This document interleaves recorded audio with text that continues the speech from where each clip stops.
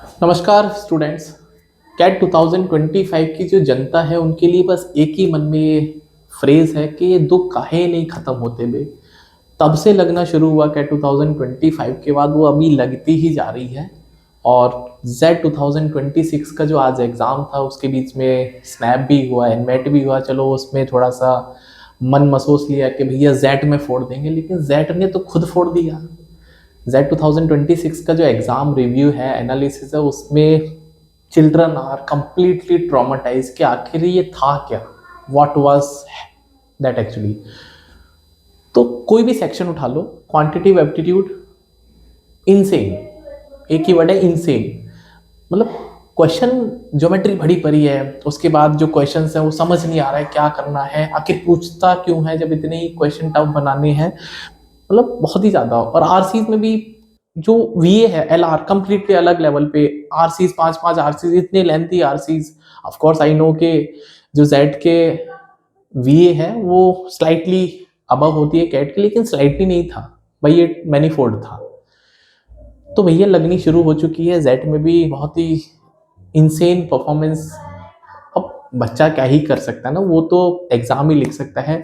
लेकिन अगर एग्जामिनर ने ये डिसाइड ही कर लिया है कि भाई बच्चों की लगा देनी है, तो फिर no one can do anything.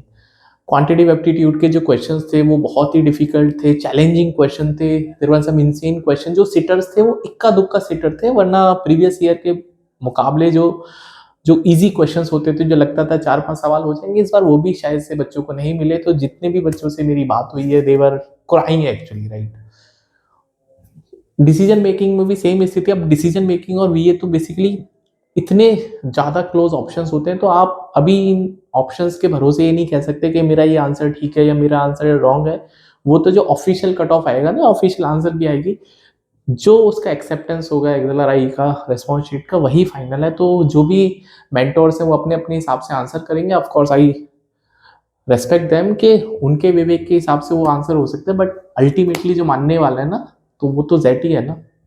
वो डिसाइड करेगा कि पीए में और डिसीजन मेकिंग में जो आंसर्स हैं वो कौन से ठीक है। जीके की तो बात ही नहीं करनी ना भाई, 3 महीना तेरे में जीके में क्या बताऊं। क्योंकि जीके का तो पहली बात तो ये है कि बच्चे ना तो उतनी इंटेंसिटी से पढ़ते हैं, अब जितनी इंटेंसिटी से बाकी पढ़ते हैं उसमें कौन सा उन्होंने झंडे गाड़ लिए।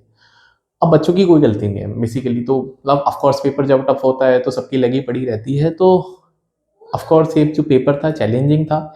क्वांटिटिव एप्टीट्यूड में देयर वर क्वेश्चन जो कि बहुत ज़्यादा कैलकुलेटिव भी थे, चैलेंजिंग भी थे। हाँ, नॉट इवन कैलकुलेटिंग, चैलेंजिंग भी थे कि बनेगा कैसे क्वेश्चन।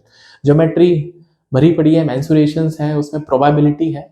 और जो क्वेश्चंस हैं इक्का दुक्का ही थे, जो कि लगता था हाँ भाई हो सकते हैं, वरना मामला गंभीर था इस बार।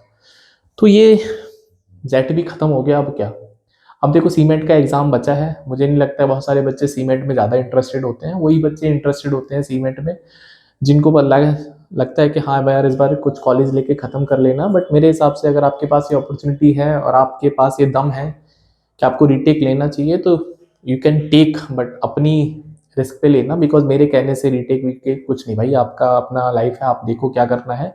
बट फिर भी अगर चाहते हो कि कुछ अच्छा हो तो डेफिनेटली भाई एक रीटेक लेने में, और ले चुके हो और ये चांस नहीं है तो अब तो सीमेट वीमेट अगर भरा है तो ठीक है, नहीं तो जो भी ऑप्शंस बेस्ट टू बेस्ट मिले उसमें अपना कॉलेज निकाल लेना, क्या ही कर सकते हैं।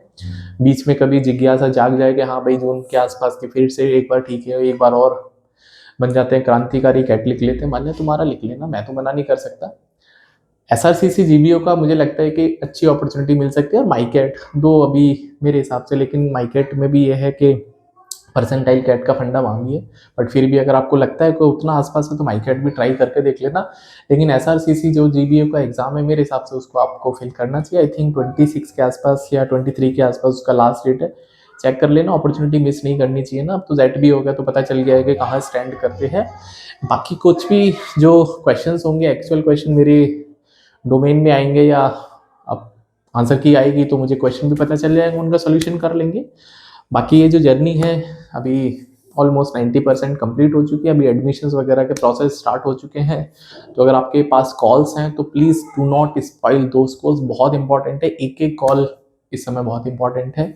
तो अपना बेस्ट टू बेस्ट उसमें दीजिए, जीडीपीआई में अच्छे से परफॉर्म करिए। बिकॉज ये जो स्थिति है इस समय बहुत ही ज़्यादा क्रूशियल है आप सबके लिए, जो कि इक्का दुक्का कॉल्स लेके बैठे ना, तो उनके लिए तो भाई डू और डाई सिचुएशन है। तो please you can not afford to miss any opportunity. तो गिव योर बेस्ट, जो कि आप अब तक देखते आए हैं। बट कुछ चीज़ें आपके कंट्रोल में नहीं होती हैं, तो आपको उसके ऊपर ज़्यादा रिग्रेट होना भी नहीं चाहिए ना, बिकॉज मेरा काम है वहाँ जाके खेलने का। अब खिलाने वाला मुझे ऐसे खिला रहा है तो भाई मैं तो क्यों ही खेलूँगा ना। मुझे लगता था कि पिच बहुत सपाट होगी, कुछ बाउंसर्स होंगे, लेकिन वहाँ तो कीचड़ वाली पिच है, तो मैं तो फिसल ही जाऊँगा। तो ये स्थिति थी, ठीक है। बाकी देखते हैं क्या होता है। All the best for your calls जो भी आपके पास अवेलेबल है। अच्छे कॉल्स है तो डेफिनेटली आपके पास अच्छे चांसेस है, लेकिन अगर मीडियम कॉल्स भी हैं तो please do not spoil those calls. अच्छे से इंटेंसिटी के साथ उनकी तैयारी करिए। जीडीपीआई के newspaper reading, important topics, hot topics जो कि जीडी में पूछे जा सकते हैं, पीआई के लिए मेहनत करिए। पीआई में खुद को जो है ना, जो आपका इंट्रोडक्शन से लेके सब कुछ है वो आप करिए preparation, because you never know के डेस्टिनी लिखने वाला आपके लिए क्या लिख के बैठा है। So all the best for it, and देखते हैं नेक्स्ट वीडियो में हम लोग क्या आपके साथ में शेयर करते हैं। Bye, take care.